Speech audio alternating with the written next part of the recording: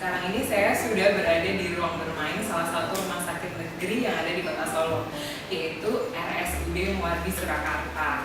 Dan di ruang bermain ini setiap harinya ada sukarelawan yang mereka berkumpul untuk mendampingi anak dengan kanker yang ada di rumah sakit ini. Para sukarelawan ini mengembalikan hak bermain dan hak belajar bagi anak dengan kanker.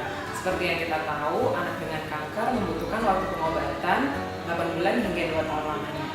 Mereka tergabung dalam komunitas Childhood Cancer Care Solo. Mari kita cari tahu lebih tentang komunitas ini. Di samping saya sekarang ini sudah ada salah satu survivor cancer atau istilah lain daripada anak yang sudah menyelesaikan kemoterapi, yaitu Raka Bagaskara. Hai Raka. Halo Kak.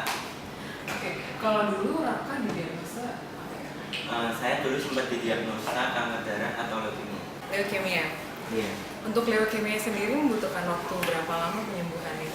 Untuk pengobatan leukemia sendiri membutuhkan waktu sekitar 2 tahun. Selama 2 tahun itu Raka sekolah atau Dulu sempat putus sekolah karena lebih penting untuk menjalani pengobatan. jadi itu stop sekolah? Iya. Dulu kabarnya Raka harus berhenti sekolah ya untuk menyelesaikan kemoterapi. Iya.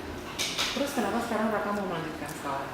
Jadi kenapa saya ingin melanjutkan sekolah? Karena saya ingin mengejar cita-cita saya dan saya ingin menunjukkan kepada masyarakat bahwa anak-anak dengan kanker itu sebenarnya mereka butuh pendidikan.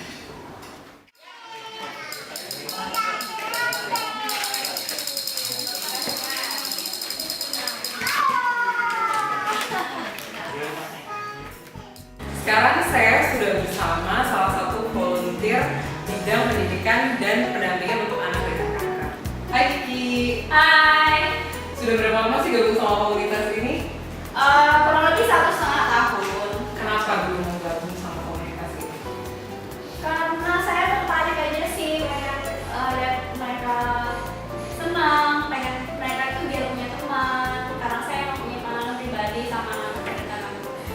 Seperti yang kita tahu bahwa komunitas ini mendampingi hak bermain dan hak belajar untuk anak dengan kanker. Seperti apa sih?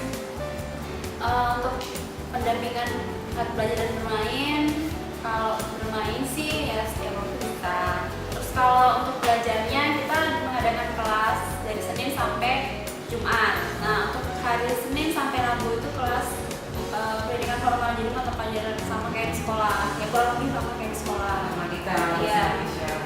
Terus kalau Kamis dan Jumat itu Kamis ada kelas keterampilan untuk orang tua dan Jumat itu ada kelas TPA.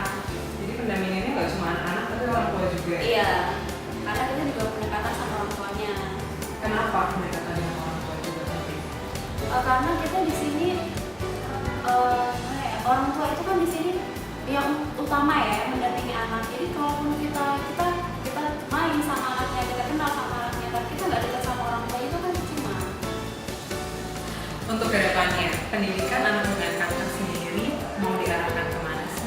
Kalau itu kita akan bikin hospital schooling. Kenapa sudah sulit? Karena anak-anak itu kan di rumah sakit, ya sebenarnya mereka fokusnya untuk pengobatan, tapi kan mereka udah usia sekolah, jadi hospital schooling itu tujuannya untuk mereka tuh nggak kehilangan hak belajar mereka walaupun keadaan mereka sedang sakit. Tadi Anak dengan kanker membutuhkan waktu pengobatan selama 8 bulan hingga 2 tahun.